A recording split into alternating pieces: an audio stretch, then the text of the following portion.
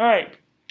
So the British Candle by Scott Hubbard is his name. Let's go ahead and get started with reading through this, and then we can get into our story, as I said, but I'm repeating it now for the people online. For those familiar with the English Reformation, the name Latimer sounds incomplete on its own. It demands a Ridley. Do we understand this yet? Do we know who these people are? No, we don't, all right? Bishops Hugh Latimer and Nicholas Ridley are fastened together in history primarily because they were fastened at the same stake on October 16, 1555, on the north side of Oxford. But Latimer and Ridley share more than a martyrdom.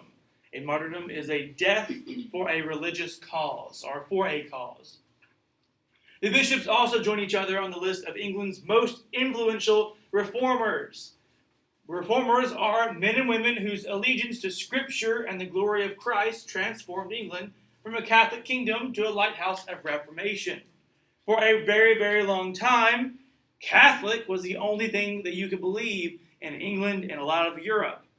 But through the Reformation, from guys like Latimer and Ridley, we had the Reformation, and they, instead of just believing what Catholics said about the Bible and what priests have said for hundreds of years, they actually studied the Scriptures themselves, and they decided, no, you know what, Catholicism is not right. We need to follow more Scripture and less Catholicism. This was a big issue because England had ruled their population through Catholicism. They controlled their population that way. Both Latimer and Ridley lived during the reigns of four English monarchs, Henry VII, Henry VIII, the one with all the wives, Edward VI, and Mary I, also known as Bloody Mary. Both witnessed the Reformation's tug and pull under Henry VIII's tentative acceptance, Edward VI's warm embrace, and Mary I's violent resistance to Reformed doctrine. But they were anything but casual observers. These gentlemen were not just sitting there on the sidelines. They were in the thick of it. Latimer, the preacher. Could probably help you out with that first question, who Latimer is, right there. Latimer, born around 1485, spent the first 30 years of his life a zealous Catholic. Zealous means they are all for it. That's what they are. I'm a zealous teacher. Means this is what I am. Or, in his words, an obstinate Baptist. I was an obstinate Baptist, as in he was in England, he wrote. Insomuch that when I should be made a Bachelor of Divinity, my whole oration was against Philip Melanchthon, i.e. Luther's right-hand man. Luther, in case you don't know, is Martin Luther. He nailed his thesis, his 91 notes, basically against Catholicism. He was one of the very first reformers of the day. He wanted to change the Catholicism into more scripture-based understanding of the Bible. And this guy was an obstinate Baptist as any was in England. So he was against. Obstinate means against something. In case you did not know. Against. So he was against being a Baptist. But soon after Latimer's anti-Reformation oration, a young Cambridge divine named Thomas Bliney approached him with a request. Would Latimer allow Bliney to privately explain his own Reformed faith? Latimer agreed, and from then on he began to smell the word of God and forsook the school doctors and such fooleries. Your school is not always going to be right. I'm not always going to be right. Question me sometimes. It's okay to tell me if I'm wrong. As long as you do it respectfully, I don't care. This is an idea of respect right here. These two guys are from completely different understandings of the Bible. But today, if you need a different connection, an analogy, we have Democrats and Republicans. Right now, it's a big issue right now. Well, it'd be like a Democrat sitting down with a Republican just to talk about their thoughts. It's really rare these days for that to happen without a shouting match going on. That's somewhat like this here. We have these two guys who believe completely different ideas about the Bible sitting down and talking. And after they talked, Latimer, as it says, began to smell the word of God and forsook the school doctors and such fooleries. He started to awaken to the other guy's way of thinking. Latimer gathered up the arrows he had been shooting at the Reformation, and he started pointing the bow in the other direction. Throughout the next couple decades, he distinguished himself as a fervent Reformed preacher, at times enjoying Henry VIII's favor for it, and at other times fearing his persecution, depending on the king's mood. Which I guess isn't always the issue whenever you have a king. Perhaps the most fruitful years of Latimer's ministry came under Edward VI's short reign, from 1547 to 1553. Despite his age, Latimer assisted Archbishop of Canterbury Thomas Cranmer in reforming the English church. And he also preached like a man who just couldn't stop. According to J.C. Ryle, no one of the reformers probably sowed the seeds of Protestant doctrine so widely and effectively among the middle and lower classes as Latimer. So we have the Protestant doctrine here. That's basically what a lot of people in America believe. We have Catholicism or Catholic, and then we have Protestantism. Ooh, it's a tough word sometimes to say. Protestants include things like, or belief systems like Baptists, Mormons, and others. I can't think of all the other ones off the top of my head. Methodists included. Then in 1553, Queen Mary came to power, and Latimer was sent to a cell in the Tower of London. So Queen Mary absolutely hated reformers. She was a strict Catholic and said, you know what, if you disagree with me, I'm going to kill you. That's what Queen Mary did. That's why we call her Bloody Mary. Ridley, the scholar, our next person here. Ridley, nearly 20 years Latimer's junior, so much younger guy, was born around 1502 near the border of Scotland. Throughout the next 5 decades, he would become one of England's sharpest intellects, even going so far as to memorize all the New Testament letters in Greek. So that means that when it comes to the New Testament, right here, about 13 letters worth, which is about all of this here, he memorized it in Greek. That's a pretty intelligent guy right there, I'll have to say. After attending Cambridge's Pembroke College in his teenage years, Ridley continued his studies in France, where he likely encountered Reformation teachings. Unlike Latimer, Ridley left no clear account of his passage from Catholic priest to Protestant preacher. But we do know that he signed the 1534 decree against the Pope's supremacy, that he accepted the post of chaplain to Archbishop Cranmer 3 years later, and that he renounced the Catholic doctrine of transubstantiation by 1545. When he became the Bishop of London in 1550, he replaced the stone altars in London's churches with plain wooden tables. According to Ridley and the Reformers, communion was a spiritual feast, not a sacrifice. Ridley's scholarly abilities launched him from one prestigious post to the next, even under Henry VIII's capricious reign. From Canterbury to Westminster to Stoneham to Rochester to London, Ridley studied, preached, and once Edward VI took the throne, threw himself into Cranmer's reforms. But then Queen Mary came to power, and Ridley joined Latimer in the Tower. So again, we have this Queen Mary did not like Latimer as well, and threw him in the Tower, or Ridley in the Tower as well. Then we come into 1555. On October 16, 1555, the anniversary was just a few days ago, after spending 18 months in a tower cell, Latimer and Ridley met at an Oxford stake. That means a big pole in the ground that they shoved, a wooden pole in the ground, and then they tied these two guys there. All right?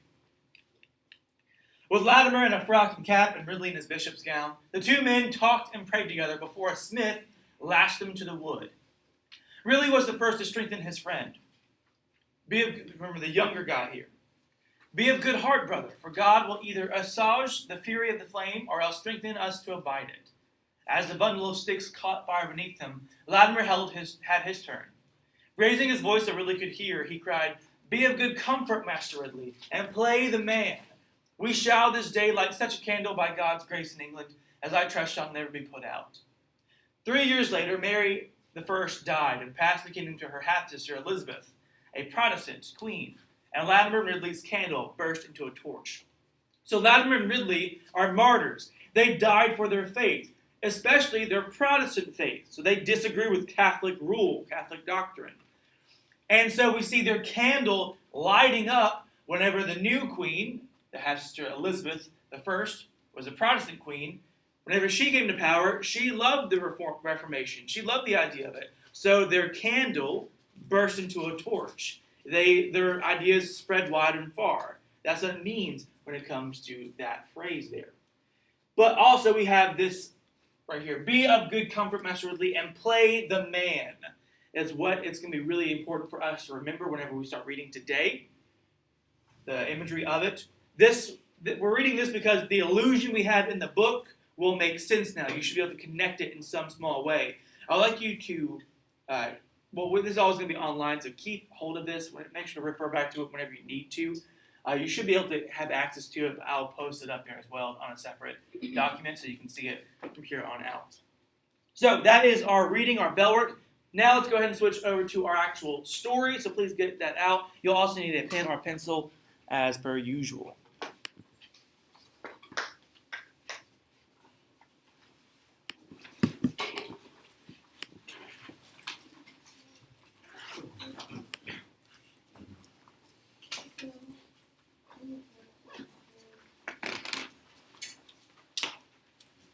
What's that? I didn't give you one. That's right. Go ahead, bro.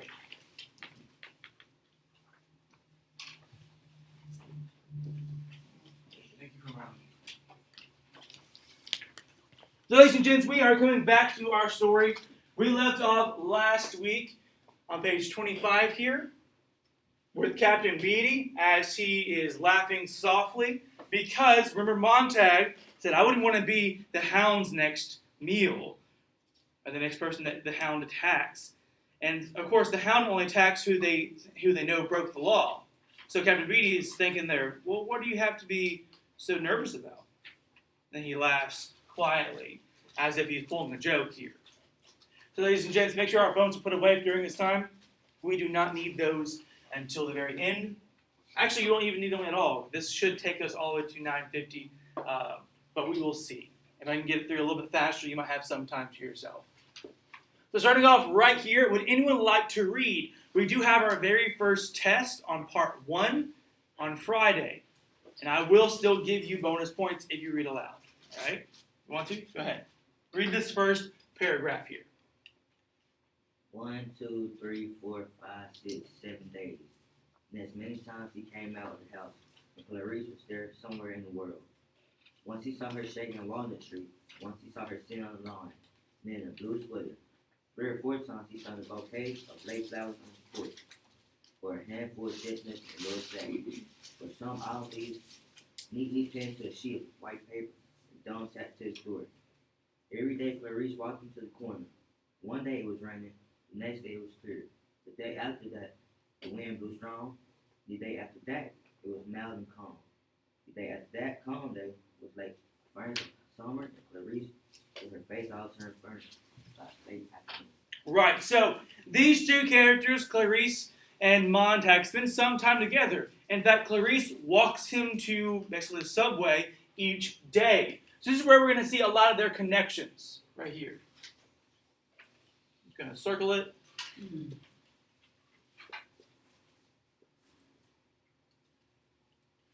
Yeah. Clarice and Montag spend time together.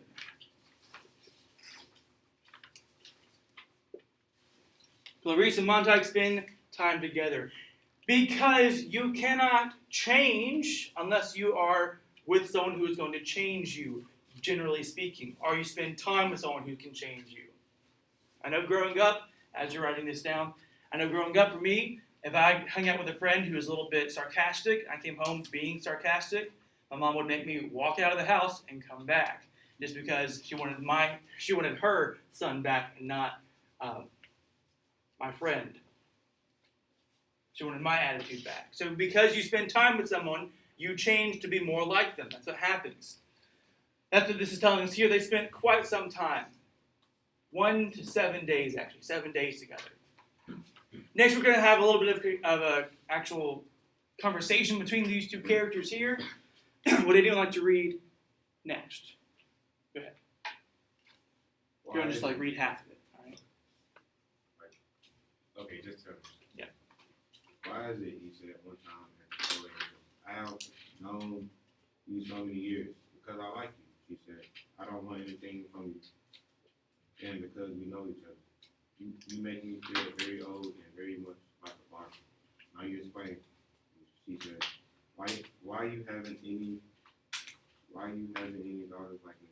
If you love children so much. I don't know. You're joking. I mean, he stopped and shook his head. Well, my wife, she just never wanted any children at all. The girl started smiling. I'm sorry. I really thought you were having fun at my expense. I am full. No, he said. It was a good question. It's been a long time since anyone cared enough to ask. A good question. Stop there for me, all right? So notice here, we get a little bit more about Montag and his wife, Mildred. We got introduced to Mildred last week, and remember that's the lady that I absolutely hate as a character. I think that's why she is in the story, so you can hate her. But we get the idea about children. Why you haven't any daughters like me if you love children so much? He has enjoyed spending time with her over this past week. They've been talking. She's been asking him great questions. And notice here the change in him. Originally, he said last week that she thought too much, that she had too many questions. But now, he says, even though it makes him hurt, no, he said, it was a good question. It's been a long time since anyone cared enough to ask a good question. Here, this is the showcasing to us a character change, just like we had last week, a small one. But this is a large character change. Large character change here. He finally has realized it's nice that someone cares enough about me to ask me a question like this. Which is very different from everyone else in the story, how everyone else treats each other and him, Montag. No one asks him how he is. No one asks him how he feels. They make statements about him, but no one really asks, how are you? Or what do you really think about that? Even if it's a painful question. Sometimes questions can be painful, and those are okay to have.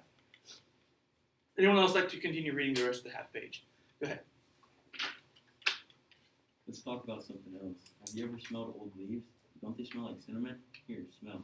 Well, yes, it is like cinnamon in a way. She looked at him with her clear, dark eyes. You always seem shocked. It's just I haven't had time. Did you look at the stretched out billboards like I told you? I think so. Yes. He had to laugh. Your laugh sounds much nicer than it did. Does it? Much more relaxed. He felt at ease and comfortable. Why aren't you in school? I see you every day wandering around. Oh, they don't miss me, she said. I'm antisocial, they say. I don't mix. It's so strange. I'm very social indeed. I'm going to stop there just so we can write a little bit about it. Notice also that we even see a physical change in him. He is much more relaxed now. The laugh. He felt at ease and comfortable. Originally, he felt nervous around this girl. She made him feel kind of like weird, like, I don't want to answer all these questions. Am I happy? How dare you ask me that? No, then he thinks about it. Oh, no, I'm really not happy. But just 1 week of talking to this girl every once in a while has made him felt at ease and comfortable. His laugh has even changed to be more relaxed. Important details to make sure that you're realizing how quick of a turnaround you can have if you have someone just caring about you. Then we have this question about her being in school. Why isn't she at school at the very least? I know some of y'all would love to not be at school. Some of you online are already at home. Congratulations. I am jealous, as is everyone else in here. But if we continue on, I am very social indeed. It all depends. Do you mind finishing that next one? It all depends on what you mean by social, doesn't it? Social to me means talking about things like this. She rattled some chestnuts that had fallen off the tree in the front yard, and talking about how strange the world is. Being with people is nice, but I don't think it's social to get a bunch of people together and then not let them talk, do you? An hour of TV class, an hour of basketball or baseball or running, another hour of transcription, history, or painting pictures, and more sports. But do you know we never ask questions, or at least most don't. They just run the answers at you, ding, ding, ding, and us sitting there for 4 more hours of film teacher. That's not social to me at all. It's a lot of funnels and a lot of water poured down the spout and out the bottom, and them telling us it's wine when it's not. They run us so ragged by the end of the day, we can't do anything but go to bed or head for a fun park to bully people around. Break window panes in the window smasher place, or wreck cars in the car wrecker place with the big steel ball. or go out in the cars and rush on the streets, trying to see how close you can get to lampposts between chicken and not subcrafts. I guess I'm everything they say and more. I haven't any friends that's supposed to prove I'm abnormal. But everyone I know is either shouting or dancing around like wild or beating up one another. You notice how people hurt each other nowadays? Thank you. I know that was a long reading, so I appreciate that. Notice there are different types of classes that they have. But also we see a lot of what she's talking about today in life as well.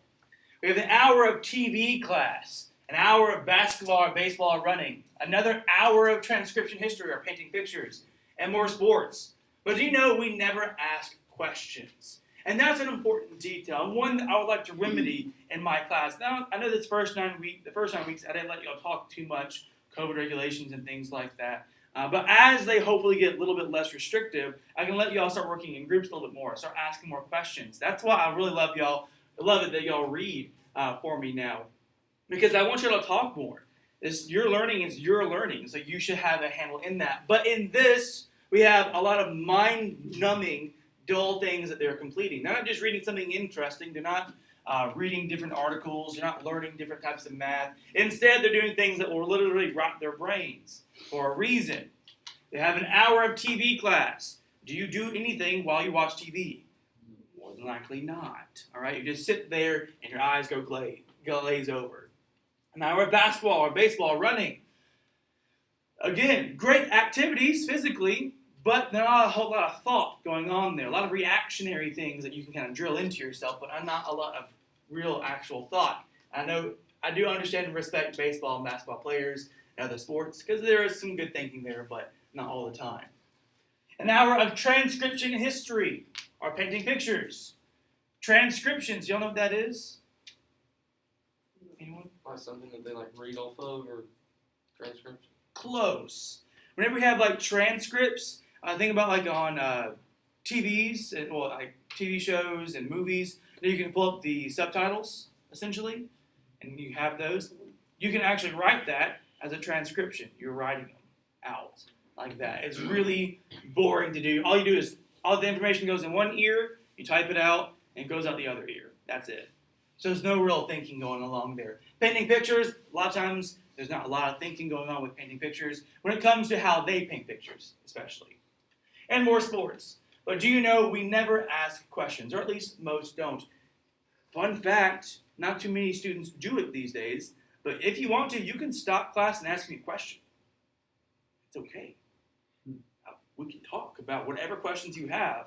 I will gladly supersede your thoughts and questions over what we're doing, as long as it's relevant. If you're just asking me about my day, well, then it's nice. It makes me feel good, but it's not relevant. But if you have questions about the material, feel free. Stop class. We'll put everything on break so you can ask your question. We can talk about it. Just letting you know. All these things are mind-numbingly dull and boring to do. Hours on hours of film. They're just sitting there for hours just watching movies. Not a whole lot of thinking going on. What this is like, it's a lot of funnels and a lot of water poured down the spout and out the bottom. All the information going in one ear and just completely leaving the next ear. There's nothing substantial for them to hold on to. And them lying, telling us it's wine when it's not. They run us so ragged by the end of the day, we can't do anything but go to bed or head for a fun park. We see this today. This is why, I know for me, I try not to give you too much homework. I know last week was an exception. There's always going to be an exception every once in a while I give you homework. But a lot of people will run their students so ragged that they can't think. They don't want to think. As soon as they walk home, they just fall asleep. I know I struggled with this in high school whenever I was in AP English and things like that. I was so bored from all the work that when I got home, I would just crash. So instead of actually doing something productive after school, they run us so ragged by the end of the day, we can't do anything but go to bed or head for a fun park to bully people around. Break window panes in the window smasher place, or wreck cars in the car wrecker place with a big steel ball. Or go out in the cars and race on the streets, trying to see how close you can get to lampposts, playing chicken with knocked hubcaps. Don't play those things with a car, because you could die easily. So don't do that. But I guess I'm everything they say I am alright. I haven't any friends. That's supposed to prove I'm abnormal. But everyone I know is either shouting or dancing around like wild or beating up one another.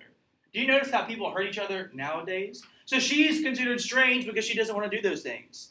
She would rather just ask questions and wonder about the world. And she doesn't want to go hurt people. She doesn't want to go break cars or smash windows. So she's considered strange just because she's a little bit different in that.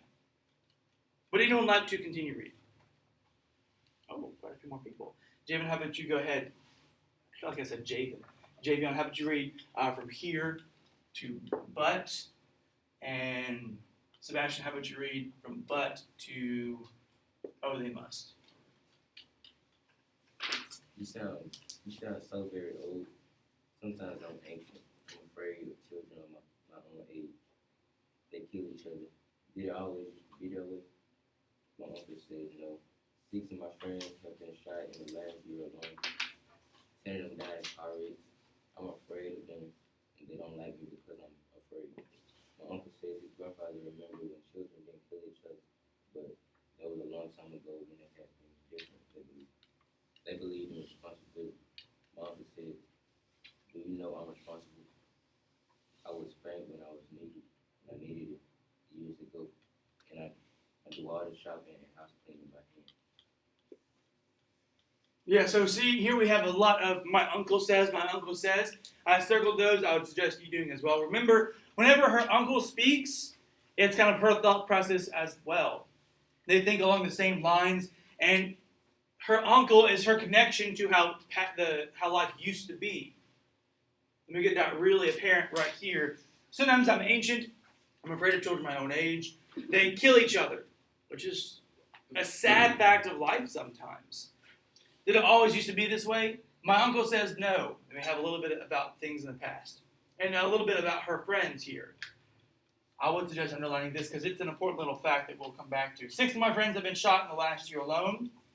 10 of them died in car wrecks.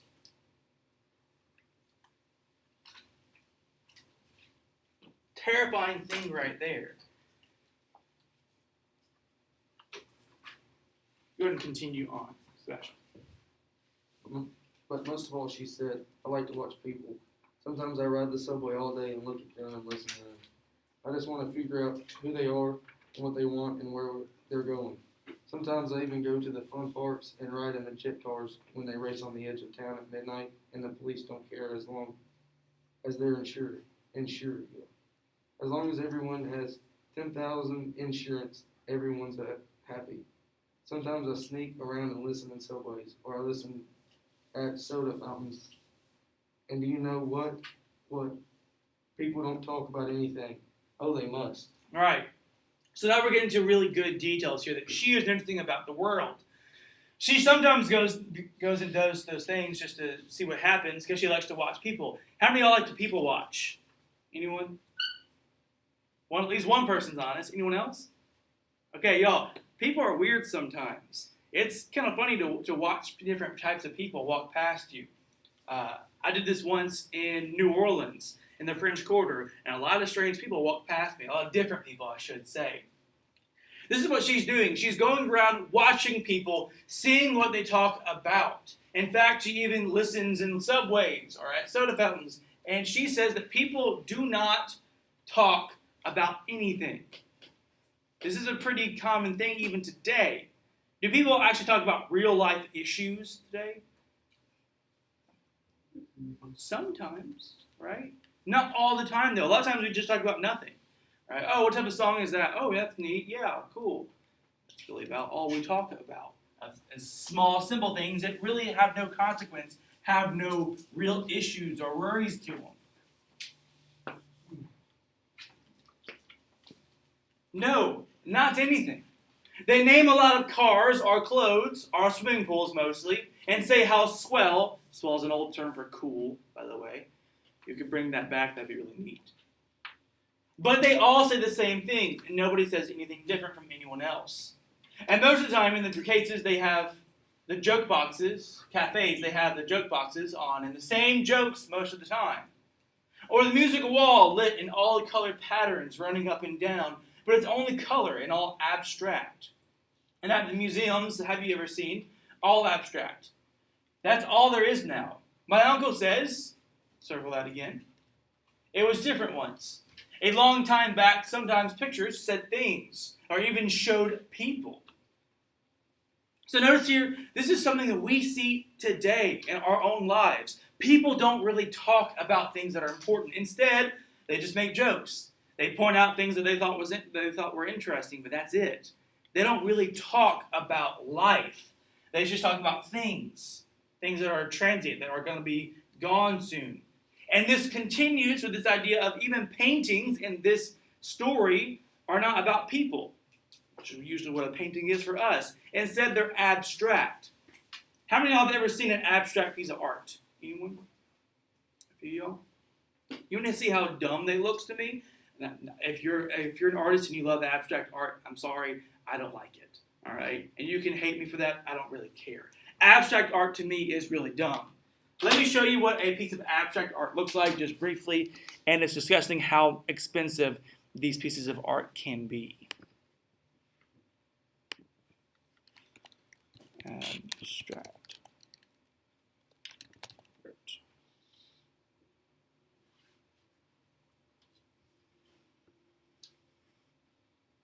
Here we go. Images.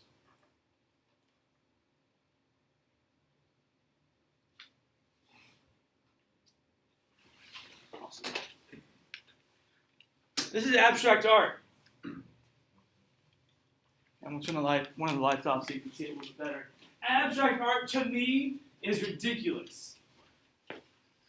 All it is, it's like someone got some paint and just threw it on a canvas and said, art. It's ridiculous to me. You might love it, and that's purely up to you, but I disagree completely. Almost anyone could have done, look at this right here, all right?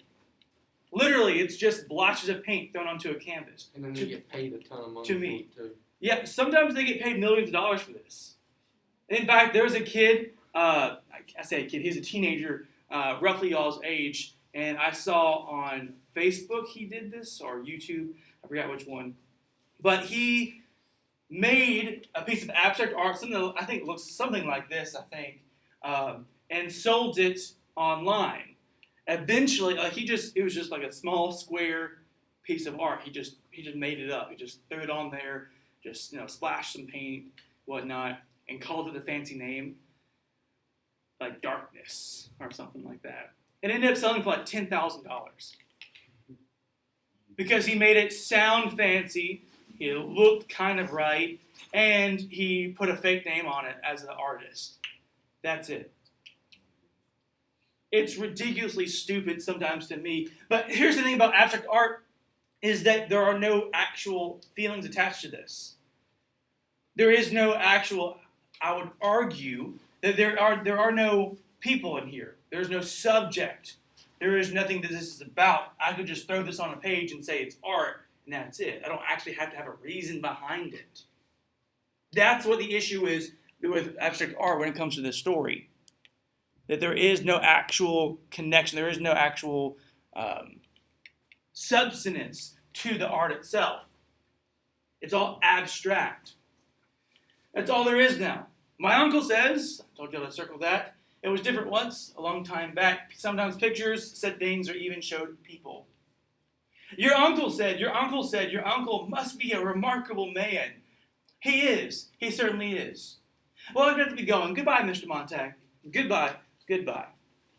And that's where we're going to pick up on our next page. From here on out, ladies and gents, it's going to be a lot of just simple reading and not necessarily a lot of writing as we go along. Would anyone like to continue reading out loud for us? Anyone who has not read yet today? Give everyone else an opportunity. Sorry, go ahead. 1, 2, 3, 4, 5, 6, 7 days to firehouse. Montag, what's that? Shin that pole like a bird up a tree. 3rd day. Montag, I see you came in the back door this time. The hound bother you? No. 4th day. Montag, a funny thing. Heard tell this morning. Fireman in Seattle purposely set a mechanical hound to his own chemical complex and let it loose. What kind of suicide would you call that? 5, 6, 7 days. And then Clarice was gone. He didn't know what there was about the afternoon, but it was not seeing her somewhere in the world.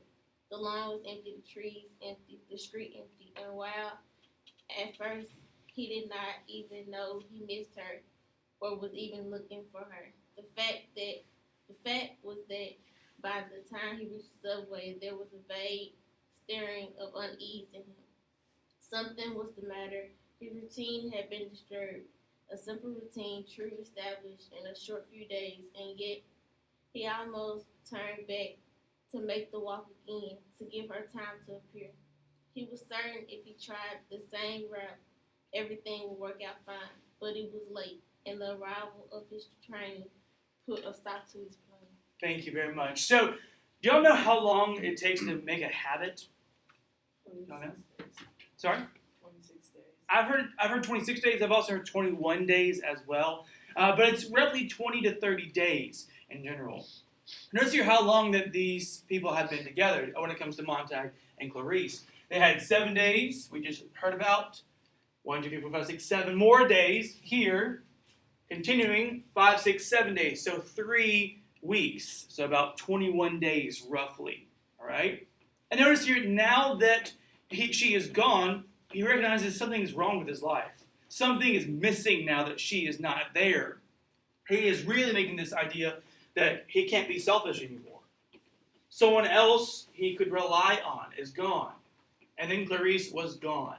He didn't know what there was about the afternoon, but it was not seeing her somewhere in the world. The lawn was empty, the trees empty, the street empty, and while at first he did not even know he missed her or was even looking for her, the fact was that by the time he reached the subway, there were vague stirrings of unease in him. Something was the matter. His routine had been upset.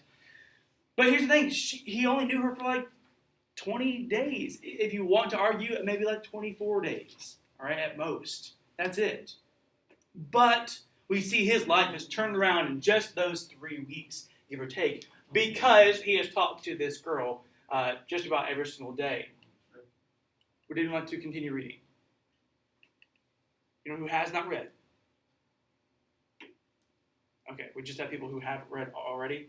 Go ahead and continue. We'll follow the same pattern. Anyways. The flutter of cards, motion of hands, of eyelids, the drone of the town voice, and the firehouse still. 1:35, Thursday morning.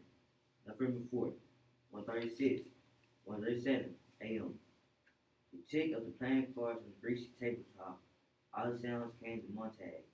Behind his closed eyes, behind the barrier he had momentarily erected. He could feel the firehouse full of glitter and shining silence. The brass colors, the colors of coins, of gold, of silver. The unseen men across the table were signing on their cards, waiting. 1:45. The voice clock warned at the cold hour of the cold morning of the cold, still cold year. Right. So remember now, he feels like something's wrong. That's why everything feels cold to him, since life is not correct. We also have this passing of time, the 1:35, 1:37, 1:45. We now have an actual question towards Montag. What's wrong, Montag? Montag opened his eyes. A radio hummed somewhere.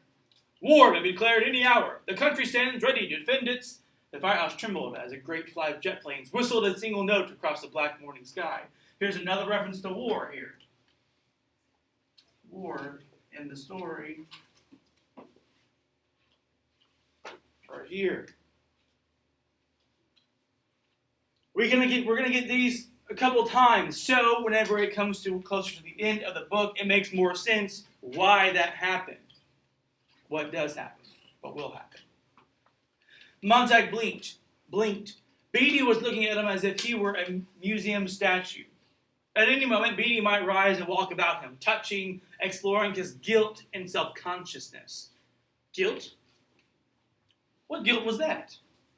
Remember, he has that guilt about because he keeps thinking about what's going on inside of his house, in the vent. Your play, Montag. Montag looked at these men whose faces were sunburnt by 1,000 real and 10,000 imaginary fires, whose work flushed their cheeks and fevered their eyes. Remember, they're like all pyromaniacs. These men who looked steadily into their platinum igniter flames as they lit their eternally burning black pipes. They and their charcoal hair and soup-colored brows and bluish ash smeared cheeks were they where they had shaven close, but their heritage showed. Montag started up, his mouth opened. Had he ever seen a fireman that didn't have black hair, black brows, and a fiery face, and blue steel shaved but unshaved look? So they have like that 5 o'clock shadow. They all have black hair, and as it says right here, black brows as well, a fiery face. Have you ever seen someone get burnt some? They have a little shine to their face a little bit. These guys work with fire every single day. And also, the color of their hair is probably referring to all the ashes they're around all the time. That black look all the time, as if they're burnt. These men were all mirror images of himself. Were all firemen picked then for their looks as well as their proclivities, because they like to burn fire, they like to burn things? The color of cinders and ash about them, and the continual smell of burning from their pipes. Captain Beatty there, rising in thunderheads of tobacco smoke. Beatty opening a fresh tobacco packet, crumbling the cellophane into a sound of fire. So all these guys look alike even. And that's how you get people to think alike as well. You force them all to look alike. That's why the army does this. Why everyone in the army looks the same, so they all know how to act the same as well. They're all broken down and built up to be the same type of person. That's why whenever you see people leave the military, they completely change. Heck, when my friend who's a Marine left the military, he grew a long beard and let his hair grow super long. He looked like a hobo for a little while. But he wanted to have that massive change because they were all forced originally to look alike. Would anyone else like to continue reading? Ian, you should go ahead. Montag looked at the cards in his own hands. I've been thinking about the fire last week, about the man whose library we fixed. What happened to him? They took him screaming off to the asylum. How did they fix a guy's library? Burned it down. They burned it down. That's how they fixed the issue. Continue. He wasn't insane. Beatty arranged his cards quietly. Any man's insane who thinks he can fool the government and us. I've tried to imagine, said Montag, just how it would feel. I mean, to have firemen burn our houses and our books. Whoa! Remember, it's illegal for him to own books. He's even like a fireman here. I mean to have firemen burn our houses and our books here. So remember, he's also thinking about someone else too. He has a slight change in the way he's thinking from very self-centered to selfless, thinking about someone else's point of view. Beatty immediately answers with, We haven't any books, but if we did have some, you got some? Beatty blinked slowly. No. okay, right there, make sure to circle that one. It's starting to ramp up a little bit. That's the second time that Montag has inferred to Beatty that he may be guilty or he may have books. Continue. No. Montag gazed beyond them to the wall with a typed list of a million forbidden books. The names leaped in fire, burning down the ears under his axe and his hose, which sprayed not water but kerosene. No, but in his mind a cool wind started up and blew off the ventilator grill at home, softly, chilling his face. And again, he saw himself in a green park talking to an old man, a very old man, and the wind from the park was cool too. All right, so we're still getting these allusions to someone in the park, this old man he talked to before, but also we now can probably guess pretty easily what's in his ventilator grill at home, softly chilling his face. More than likely going to be our books here. Montag hesitated. Was it always like this? The firehouse, our work. I mean, well, once upon a time, that phrase, once upon a time, where do you see that pretty often? And you see it a lot of times in books, especially old fairy tales, once upon a time. Once upon a time, Beatty said, what kind of talk is that? Fool, thought Montag to himself, you'll give it away. At the last fire, a book of fairy tales, he glanced at a single line. I mean, he said, In the old days, before homes were completely fireproofed, suddenly it seemed a much younger voice was speaking for him. He opened his mouth, and it was Clarice McClellan saying, "Didn't firemen prevent fires rather than stoke them up and get them going?" So now we see him changing and being a lot more like Clarice, someone who questions their surroundings, someone who is interested in the world around them and not just in themselves. Make sure you underline that. And it was Clarice McClellan saying this line here. He is now like Clarice. He is acting like you're talking or asking the same questions that she asked. He is now starting to think for himself. That's rich. Stoneman and Black drew forth their rule books, which also contained brief histories of the firemen of America, and laid them out where Montag, though long familiar with them, might read. Established 1790. To burn English influence books in the colonies, first fireman Benjamin Franklin. Is this true? Actually, it is. Y'all know why we spell different, like our words are a little bit different than the English spellings of words? Because of Benjamin Franklin, along with Daniel Webster and a few others as well. They did not want our language to be so heavily influenced by English people, the way the English people spell them. So they started taking out letters from different words. The word color has a U in it that we don't put in there because the U version is the British way of spelling it. Gray is different for us than it is spelled in Britain. We spell gray how? G-R-A-Y usually, right? They spell gray G-R-E-Y. They wanted to change those things up. They wanted to try to get rid of British influence. So what they did was they started taking letters out of different words. They even, yes, technically burned a couple of books that were all British, heavily influenced by British ideas. But it is not the actual reason behind firemen. So it's kind of like a half-truth, half-lie here. That's what we're getting here. He did create the first fire agency, the first volunteer fire agency, but his goal was not to burn English influence books in colonies. That wasn't his goal by any means. But we do have some truth hiding here. And a lie is always more believable when you have a part of a truth in there as well. So they have their rules here. Answer the alarm swiftly. Start fire swiftly. Burn everything. Report back to firehouse immediately. Stand alert for other alarms. Everyone watched Montag. He did not move. The alarm sounded. The bell on the ceiling kicked itself 200 times. Suddenly there were 4 empty chairs. The cards fell in a flurry of snow. The brass pole shivered. The men were gone. But Montag sat in his chair. Below, the orange dragon coughed into life, the engine turning on. Montag slid down the pole like a man in a dream. The mechanical hound leapt up in its kennel, its eyes all green flame. "Montag, you forgot your helmet!" He seized it off the wall behind him, ran left, and they were off. The night wind hammering about their siren scream and their mighty metal thunder. Their large fire truck is rushing down the road here. And that's why it's that wonderful use of imagery here. Their mighty metal thunder. Which I'm sure, if you've ever heard an old school car rev its engine, you know what that sounds like. This next section is going to be really important for at least you to notice, because this is going to be the major change, the catalyst, what causes things to move faster and faster, change for Montag, this next scene. It's also going to be our last scene that we're going to be focusing on today. We're going to read through it. It's just about 4 more pages, and then we're going to be done for the day. So you should actually have some time to yourself today if we can get through it. Would anyone like to continue reading?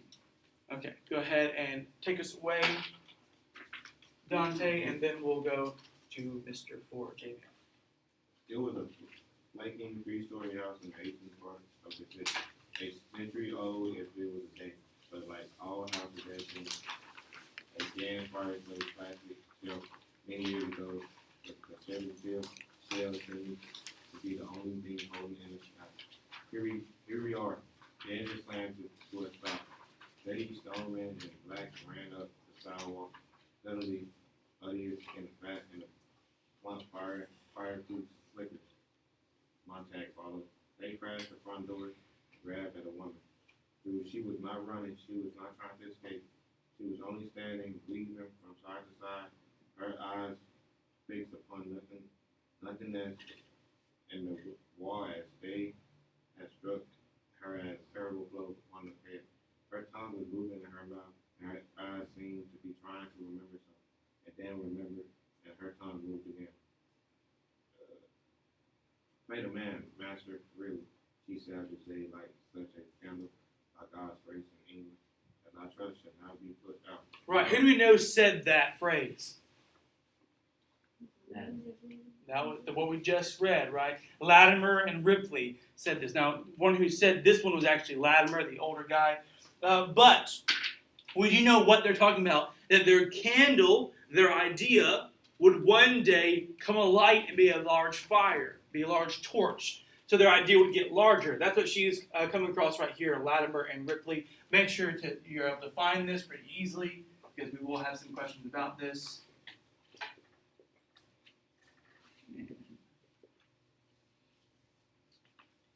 Pretty sure there's an E there, Ripley, like that. I'll check it out a little bit.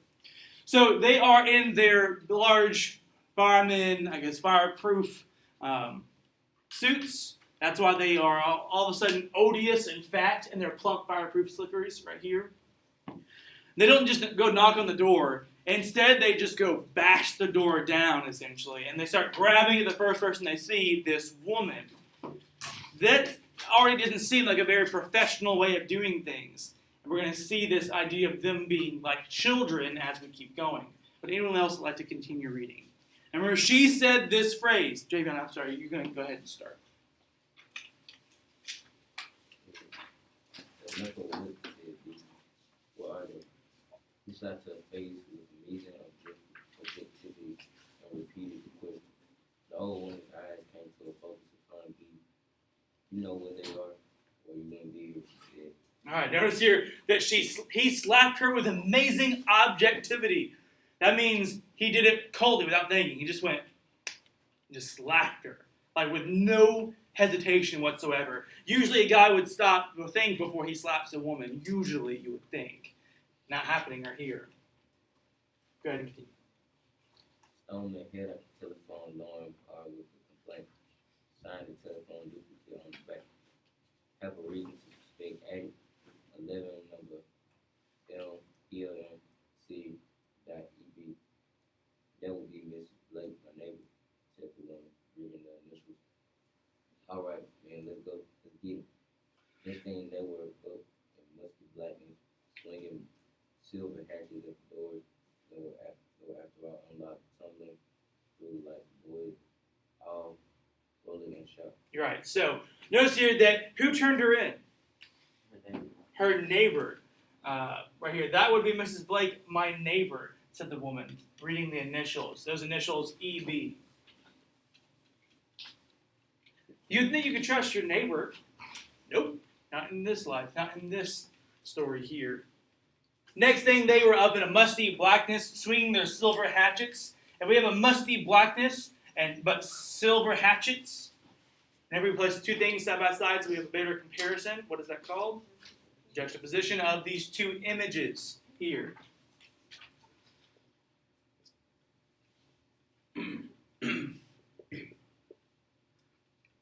Juxtaposition of images. We have darkness around them, but then we have the light, the silver of their hatchets, breaking things down.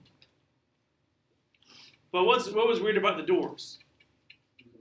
They were already unlocked. That's what they said right here. Hey! And then A fountain of blue sprang down upon Mutag as he climbed shuddering up the sure stairwell. How inconvenient hours before it had been. Feeling snuffing the candle, the police went first and attempted to take the victim's mouth and bandage him off into their glittering view card. So when you arrived, you found an empty house. You weren't hurting anyone. You weren't hurting only things. And since things really couldn't be hurt, since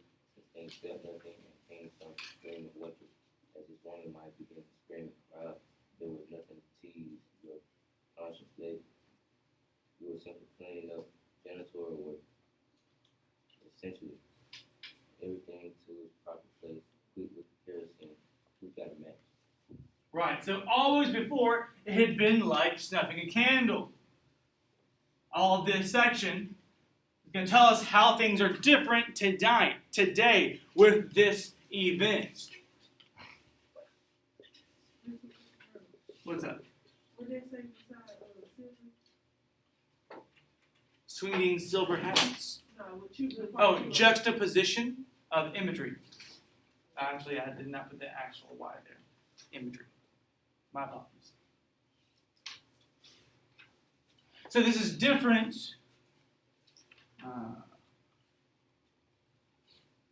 Work tonight. This is different tonight, all of a sudden. Usually the police come first and they take the criminal away. As it says right here, the police went first and then he said take the victim's mouth and bandaged him off into their glittering beetle cars. That's how it's supposed to be. No one's supposed to be here whatsoever. But today we have this woman here, which is going to make him feel a little bit guilty because now they could possibly hurt this woman. You weren't hurting anyone. I'm sorry, so when you arrived, you found an empty house. You weren't hurting anyone. You were hurting only things. And since things really couldn't be hurt, since things felt nothing, and things don't scream or whimper, this woman might begin to scream and cry out. There was nothing to tease your conscience later. You were simply cleaning up janitorial work, essentially. So, there's a difference tonight. There is something strange going on. But now tonight, someone had slipped. This woman was spoiling the ritual. The men were making too much noise, laughing, joking to cover her terrible, accusing silence below. Sometimes whenever y'all are a little bit too rowdy and I have to get on to you, I don't actually say anything. Instead, I just stand up here really quiet and stare.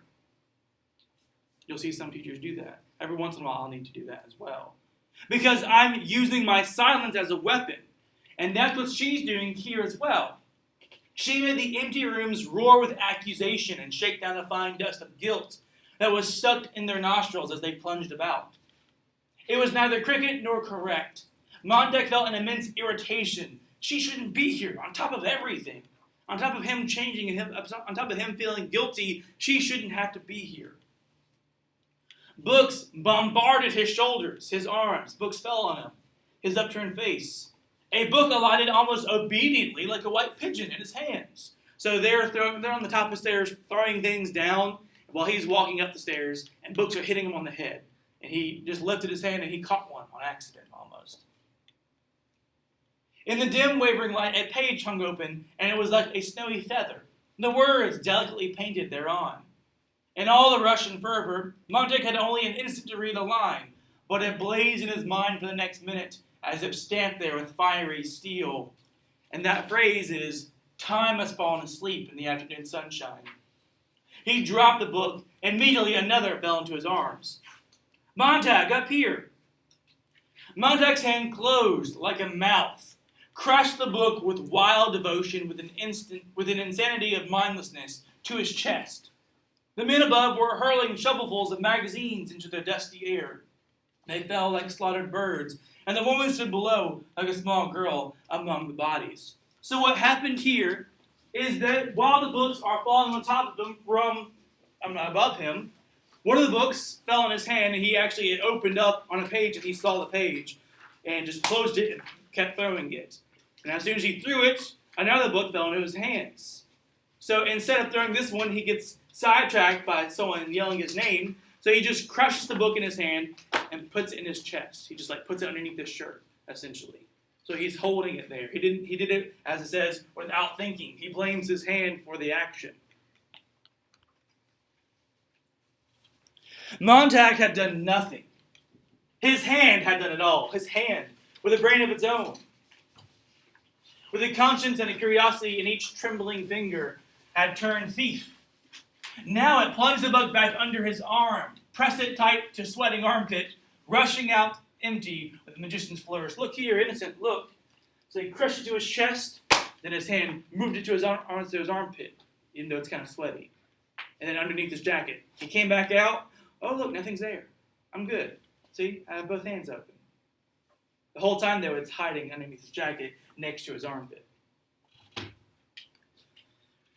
He gazed shaken at that white hand. He held it way out, as if he were farsighted. He held it close, as if he were blind.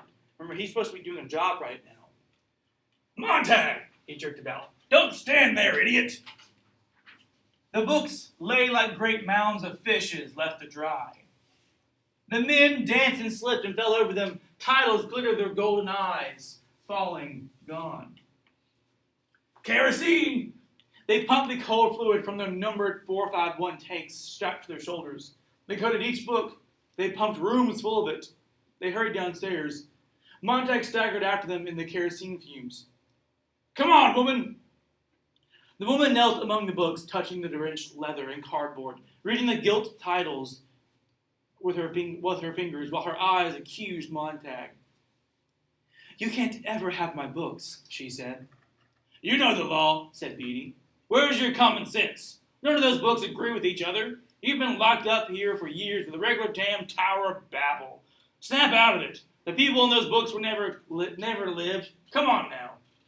She shook her head. The whole house is going up, said Beatty. The men walked clumsily to the door. They glanced back at Montag, who stood near the woman. You're not leaving her here, he protested. She won't come. Force her then. Notice these are all grown men. This is an old lady. They could probably force her out of the house pretty easily. Beatty raised his hand in which was concealed the igniter. We're due back in the house. Besides, these fanatics always try suicide. The pattern's familiar. Montag placed his hand on the woman's elbow. You can come with me. No, she said. Thank you anyway. I'm counting to 10, said Beatty. 1, 2. Please, said Montag. Go on, said the woman. 3, 4. Here, Montag pulled at the woman. The woman replied quietly, I want to stay here.